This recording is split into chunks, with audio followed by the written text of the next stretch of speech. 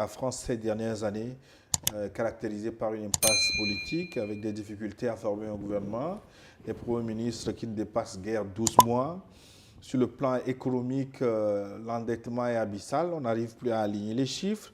Sur la dette publique, sur le front social, c'est la fracture, la fragmentation, une crise civilisationnelle. Est-ce que l'Empire français a amorcé son déclin? Folie et quoi? Oui, je crois que le déclin a été amorcé depuis les années 90. Et comme tout animal qui, voyant sa mort prochaine, se débat, la France s'est débattue quand même avec de grands présidents comme Chirac, je crois le dernier grand président français. Et la France s'est beaucoup débattue pour maintenir un peu une influence en Afrique et puis en Europe. Mais vous savez qu'avec l'avènement de l'euro, la France est passée au second plan au niveau européen. L'Allemagne va redevenir le wagon principal du train européen. Et à partir de là, vous avez les soubresauts du terrorisme, l'erreur de la Libye, le terrorisme au Sahel, l'ingérence en Côte d'Ivoire. Et la France qui se débat va commettre une série d'erreurs capitales. Et cette série d'erreurs va donc plonger la France dans l'évidence. Aujourd'hui, les capitaux ne rentrent plus. Le monde financier français est en crise. Il faut voir à Bourse de Paris.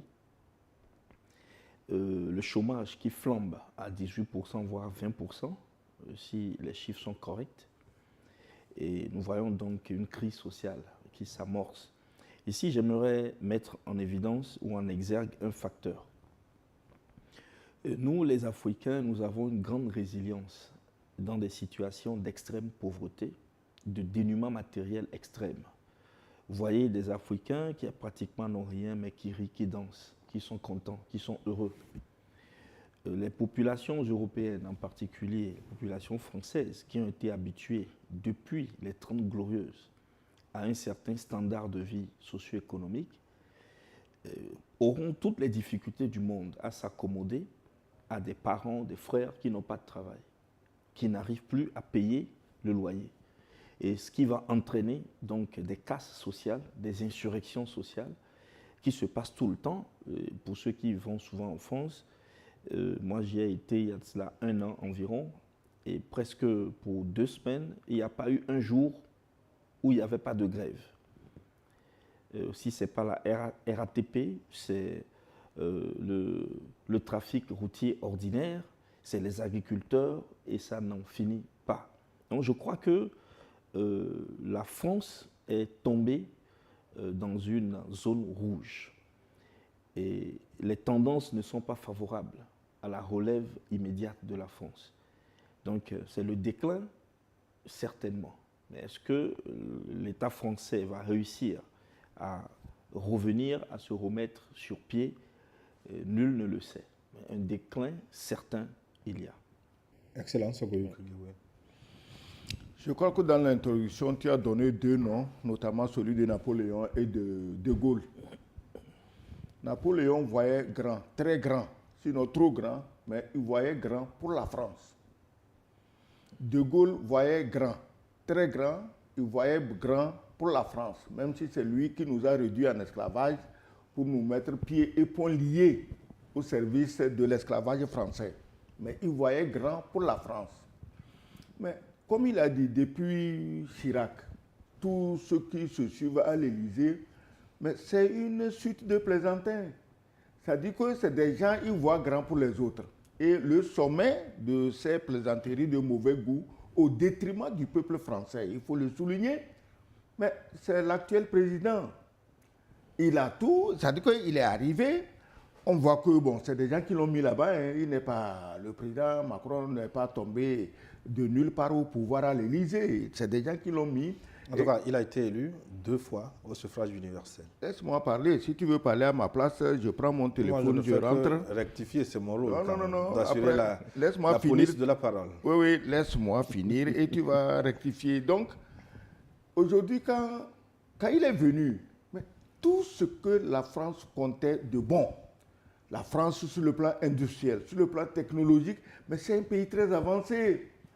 Quand on te parle de Alstom, j'oublie le nom de tous ces fleurons de l'industrie française, il les a bradés. Tu sens que ceux qui l'ont amené au pouvoir l'ont amené en échange de quelque chose. Et il leur a donné ce quelque chose. Le problème, c'est quoi? C'est que quand il donnait gratuitement ce quelque chose aux oligarques qui l'ont amené au pouvoir, il ne se souciait de rien parce qu'il dit, bon, il y a encore les enclos chez les nègres où je vais aller tout ramasser cadeau. Malheureusement pour lui, il finit de brader les richesses de la France et les nègres deviennent revêches. Ils ne veulent plus se faire exploiter cadeau. La France a des problèmes. Sinon, la France est un grand pays. Elle a une histoire.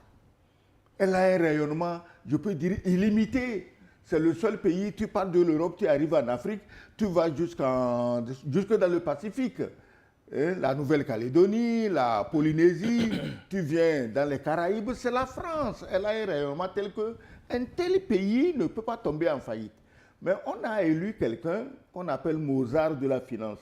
Pourtant, Mozart, en matière musicale, c'est un champion, c'est un modèle, c'est le meilleur. Maintenant, le Mozart de la finance a eu la tâche de détruire la finance française. Bon, pourquoi on l'a surnommé Mozart? Est-ce que c'est le Mozart de la destruction? Est-ce que c'est le Mozart de l'abaissement? Est-ce que c'est le Mozart de la reculade? Moi, je ne sais pas pourquoi on l'a appelé Mozart, mais apparemment, le titre lui plaisait et il a usé et abusé de ça pour mettre aujourd'hui la France à genoux. Alors, si elle va se relever ou non, c'est une autre question. Il faut des dirigeants comme De Gaulle, justement, il faut des dirigeants comme Napoléon pour voir grand pour la France et relever la France. Docteur Follier, est-ce qu'il ne faut pas relativiser ce déclin de l'Empire français? Parce que dans le monde, d'autres pays connaissent également des difficultés. On a vu les États-Unis avec la crise des subprimes. D'autres pays en Europe ont été en difficulté. Est-ce que c'est la France seule ou doit-on mettre ces difficultés dans un contexte plus général? Non, je crois que le cas de la France est sui generis, est spécifique. Parce que la France n'est pas n'importe quel pays. Je nous rappelle que la France fait partie des 5 puissances permanentes du Conseil de sécurité des Nations Unies. Et donc, il s'agit là d'un grand pays qui a fait la sécurité en Europe durant la guerre froide. Le déclin de la France n'est pas à inscrire au tableau des crises périodiques que connaissent des grands pays. Si vous voulez, l'ambassadeur tout à l'heure, il a fait un focus sur l'agent. L'agent, c'est-à-dire le président Macron, qui, en l'espèce, vit une période très difficile dans sa gouvernance. Et vous savez, dans les relations internationales, il y a, dans l'analyse multi-level, il y a 2 facteurs. Il y a l'agent et le système. Donc, l'agent peut déterminer la chute ou le déclin d'un État. Mais pour le cas particulier de la France, avant le président Emmanuel Macron, il y avait une chute systémique de l'État français. Et cette chute systémique a commencé avec les années 90. Donc, ce n'est pas une crise générale, c'est une crise spécifique. Je vais vous donner 4 éléments, si vous voulez bien. Le premier élément, c'est la fin du welfare state. Vous savez que le système de l'État social, exporté par les Américains à la fin de la guerre en Europe, qui a d'ailleurs déterminé le plan Marshall, à partir duquel on a reconstruit l'Europe, ce système, avait été pensé par Wilson depuis les années 20. Il a été essayé par l'Allemagne, la République de Weimar. C'était le modèle maximal de l'État social en Europe. Ce modèle est venu en Europe après la guerre. La France, la Belgique, l'Allemagne étaient les fleurons du modèle de l'État social. Ou, c'est-à-dire, comme le disait Keynes, l'État va faire de l'interventionnisme directement dans les affaires privées, dans la sphère privée du citoyen. Intervenir faisant du social, la santé, l'éducation. Donc, vous voyez, les années 30, les 30 glorieuses, entre 1960 et 1990, ont été le boom en France. Mais à partir de 1984, où Margaret Thatcher va proclamer, ou si vous voulez, déclarer la dérégulation des flux financiers mondiaux, c'est ce que nous appelons la mondialisation. Ça commence en 1984, avec les différentes crises et les chocs pétroliers des années 70. On arrive en 1984 où le dollar ne tenait plus l'économie mondiale.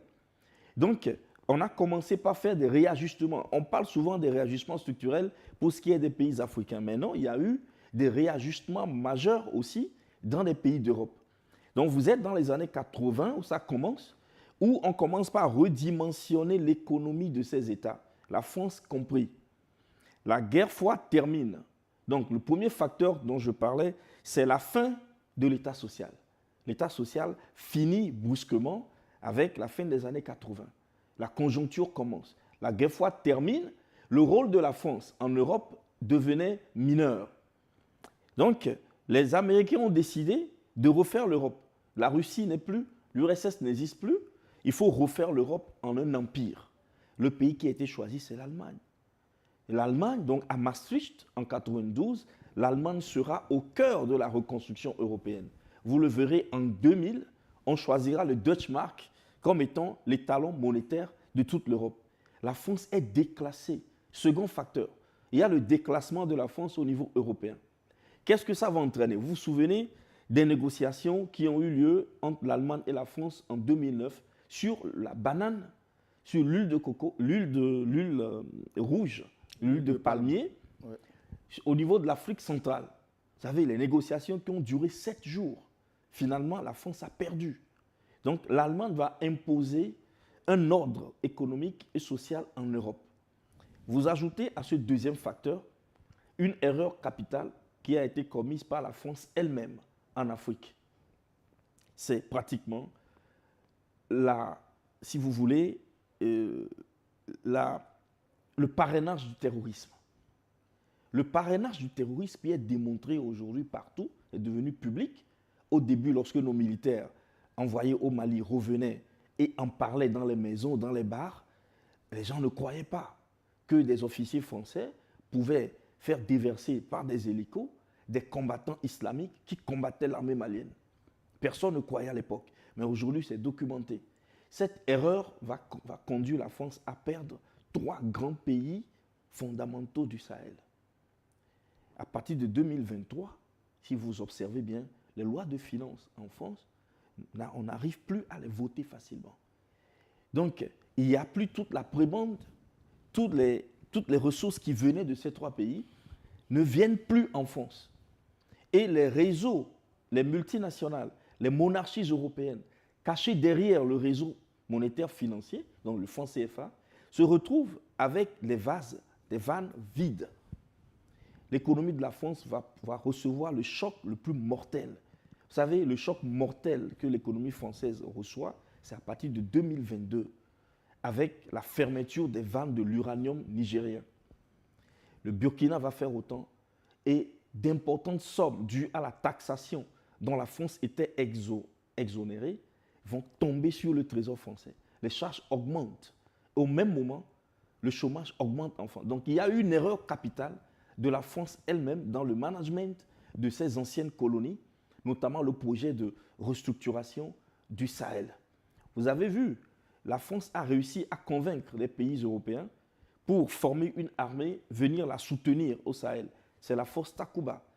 Mais très tôt, les pays nordiques se sont retirés parce qu'ils ont compris que c'était une entreprise sans fin et qui ne connaîtra pas, n'est-ce pas, un sort heureux. Et le 4e facteur qui fait qu'aujourd'hui, structurellement, la France n'en peut plus, c'est la guerre en Ukraine. La guerre en Ukraine va conduire l'État français, et en particulier ici, la pertinence de l'agent Emmanuel Macron va se retourner contre les maîtres américains. Parce que le projet de la guerre, Donald Trump, il peut dire tout ce qu'il veut. Je ne veux pas la guerre, c'est Biden qui a commis l'erreur. Nous tous, nous comprenons. Il est la continuité d'une administration. Ils étaient tous d'accord sur cette guerre. Mais la résistance de la Russie va leur faire comprendre qu'il ne faut pas aller dans ce sens stratégiquement. Ils font un rétropédalage et Donald Trump devient le prophète de ce rétropédalage. Mais on sait qu'ils voulaient tous le faire. Et lorsqu'ils ont dit non, on ne le fait plus, vous avez la France qui s'entête. et qui veut carrément reprendre des pays européens pour faire le chef de guerre et continuer la guerre en Ukraine, ce que les Américains ne veulent plus. Et c'est là où on parlait du bouclier nucléaire français qui devait couvrir. Donc Emmanuel Macron lui-même veut créer une zone d'influence militaire en Europe contre l'avis des patrons américains. Et donc Donald Trump et l'establishment américain vont lâcher la France. Et maintenant, la France est dans la difficulté maximale. On demande 40 milliards à la France pour le poids des 150 milliards d'euros que Van den Leyen, en tant que grand président de la Commission, va imposer à l'Europe pour soutenir l'effort de guerre en Ukraine. 40 milliards que le gouvernement français n'arrive pas à trouver, s'il vous plaît. Grande puissance mondiale, à cause de 40 milliards. Vous avez 2 gouvernements qui sont tombés. Les propositions que le gouvernement Bayrou fait, n'est-ce pas, au Parlement, prévoient la suppression de 2 jours fériés en France. C'est-à-dire, vous avez le peuple français, comme il disait, qui va commencer par prendre le fardeau des erreurs des élites. Et c'est là le clash entre ce que nous appelons en Sciences Po les gouvernés et les gouvernants. Il n'y a plus de confiance entre les 2 sphères. Alors,